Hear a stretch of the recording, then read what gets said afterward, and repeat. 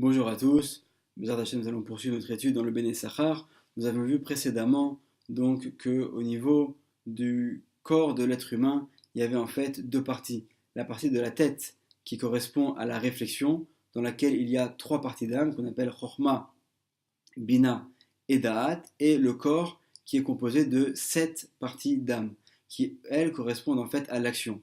Et on avait vu également que le Da'at est une partie d'âme qui fait partie de la tête, mais qui est également connectée au corps et qui va permettre la transmission entre la réflexion qui naît dans la tête et l'action qui est effectuée par le corps.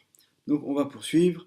Ve'ine pirashti lecha. Donc voici, je t'ai expliqué Haïnian, ce sujet-là, Beshur Komat Nishmat Adam, concernant la constitution de la Neshama de l'homme, Umi Bessari, Echeze Elokai. Donc c'est un pasouk qui est cité dans le livre de Iyov, dans le chapitre 19, verset 26, qui dit grâce à ma chair, je vais pouvoir arriver à percevoir Hachem.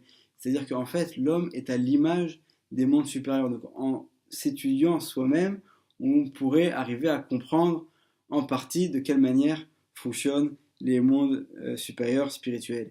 Ki Betselem Elohim Asaoto, car comme il est dit dans le livre de Bereshit, au chapitre 9, verset 6, que l'homme a été conçu à l'image d'Hachem. Vechalila l'archov eze akshama chas v'shalom, comme chez Eziru à Mekoubalim. Et chas v'shalom, surtout, ne jamais prendre les choses de manière littérale, que l'homme pourrait ressembler à Hachem, puisque comme on sait que les sages de la Kabbalah nous ont mis en garde sur le fait qu'il faut qu'on peut pas percevoir Hachem, que Hachem est totalement illimité, que nous sommes des hommes qui sommes limités, et donc il n'y a aucune comparaison possible entre l'homme et Hachem, mais comme on l'avait expliqué précédemment, qu'il s'agit en fait que l'homme est à l'image des mondes spirituels. Ve'ine ze leumadze asa Elokim, merkava atemea dimion a merkava akdusha kekof bifne adam, ve'Israël im kirovo asher bacherem Hachem ilbarar lisgulato ine nafshoteem mimerkava akdusha.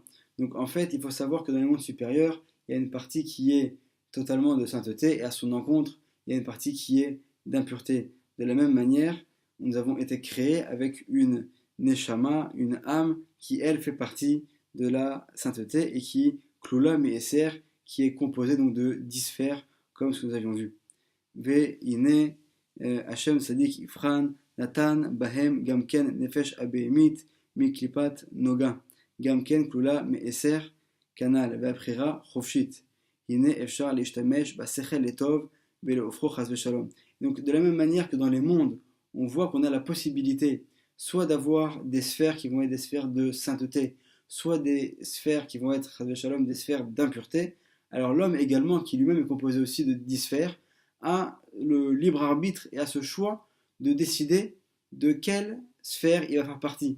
Est-ce qu'il va faire partie des sphères de sainteté, donc en accomplissant les commandements de la Torah, en étudiant la Torah, en faisant des maasim tovim, des bonnes actions, ou est-ce que Chaz Shalom, au contraire, il va choisir faire le mauvais choix et choisir les chemins qui sont que des chemins de ténèbres. Et l'homme a le libre arbitre. Donc l'homme peut utiliser sa réflexion, les tov pour le bien, ou les ofro Chaz Shalom, ou pour le contraire, Dieu nous en préserve. Vechen bamidot, et également, donc c'était au niveau de la réflexion, mais c'est également la même chose au niveau de l'action. Veze kol peri ma'asenu le'agbir shiur komat agdusha.